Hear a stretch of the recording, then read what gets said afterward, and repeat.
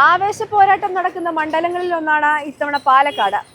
രാവിലെ ഈ ചൂടത്ത് തന്നെ വോട്ടർമാരെ നേരിട്ട് കണ്ട് വോട്ട് അഭ്യർത്ഥിക്കുകയാണ് UDF സ്ഥാനാർത്ഥി രമേശ് പിഷാരടി.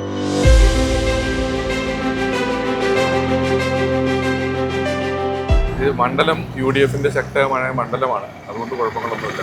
ഈ പ്രവർത്തകർക്കിടയിൽ എത്രത്തോളം ആവേശമുണ്ട്? കാരണം കോൺഗ്രസ് വർഷങ്ങളായിട്ട് ഭരിക്കുന്ന ഒരു മണ്ഡലമാണ്. പക്ഷെ ഇത്തവണ പിഷാരടി വരുന്നു, ഭയങ്കര ആൾക്കാർക്ക് ഒന്നുകൂടെ ഫെമിലിയർ ആണ്. അപ്പൊ എത്രത്തോളം അവർക്കിടയിൽ ഇതിനകത്ത് ഫെമിലിയാരിറ്റി എന്ന് പറയുന്നതിനേക്കാളും ആളുകൾ എപ്പോഴും ഒരാളുടെ ഒരു അഡ്മിനിസ്ട്രേഷൻ കപ്പാസിറ്റി എന്താണ്, അയാൾ നമുക്ക് എന്തൊക്കെ ചെയ്തു തരാൻ സാധിക്കും തുടങ്ങിയ കാര്യങ്ങളും കൂടെ ഇലക്ഷൻ വരുമ്പം നോക്കും. ഇലക്ഷൻ അങ്ങനെ പോപ്പുലാരിറ്റി മാത്രമല്ല മാനദണ്ഡമായിട്ടുള്ളത്. ആ ഏരിയയിൽ ഞാൻ നേരത്തെ എൻ്റെ രാഷ്ട്രീയം തുറന്നു പറഞ്ഞിട്ടുള്ളതും പാലക്കാട് തന്നെ ഇതിനു മുമ്പ് പല വന്നിട്ടുള്ളതും ഈ നാട്ടിൽ ജനിച്ചിട്ടുള്ള ആളുമൊക്കെ ആയതുകൊണ്ട് എനിക്ക് കുറച്ചുകൂടെ കണക്ഷൻ ഈ നാടുമായിട്ടുണ്ട്.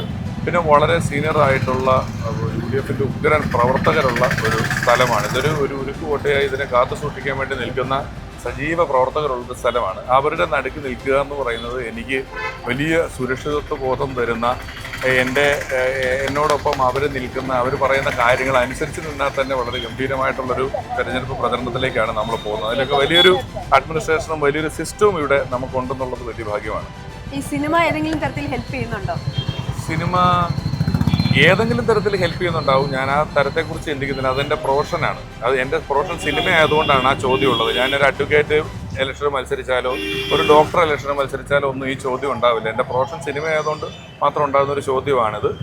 ആളുകളെ നമ്മൾ നേരിട്ട് കാണുക, അവരുടെ പ്രശ്നങ്ങളെ കേൾക്കുക, പരിഹരിക്കുക എന്നുള്ളതൊക്കെ തന്നെയാണ് നമ്മൾ ചെയ്യേണ്ടതായിട്ടുള്ളത്.